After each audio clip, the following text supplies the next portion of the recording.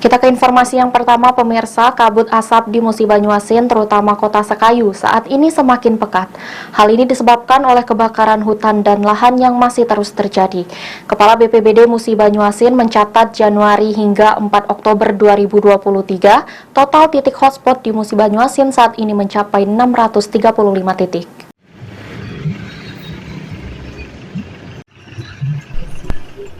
Kabut asap di kota Sekayu, Musi Banyuasin saat ini semakin pekat terutama pada malam dan pagi hari. Bahkan asap ini juga membuat sejumlah warga mengeluh akan gangguan pernapasan atau ISPA dan mengganggu penglihatan pengendara di malam hari. Dinas Lingkungan Hidup Musi Banyuasin menerangkan udara di kota Sekayu dan sekitarnya saat ini masuk ke kategori kurang sehat karena kandungan partikel mikro dalam udara sudah melebihi ambang batas.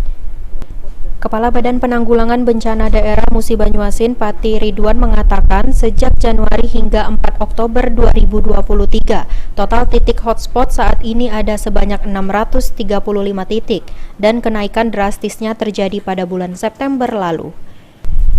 Pati juga menyebutkan jika wilayah yang saat ini banyak terbakar adalah wilayah Kecamatan Lalan yang jumlahnya berkisar 300 hingga 500 hektar.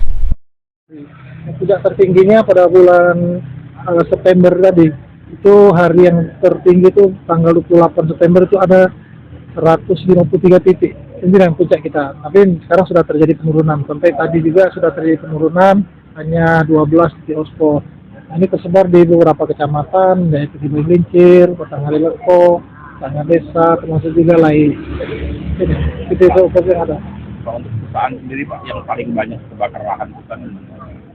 Sampai hari ini berdasarkan data yang ada, untuk perusahaan yang terbesar itu di Kecamatan Lalan ya, di Karanganggung atau perusahaan DKI. Ya ini memang sampai data selama sebulan ini terjadi di lokasi tersebut. Memang ada tempat padam terus menyebar lagi. Jadi selama sebulan ini di DKI masih terjadi, sampai hari ini juga masih terdapat titik api di sana. Itu vegetasinya apa Pak itu Pak?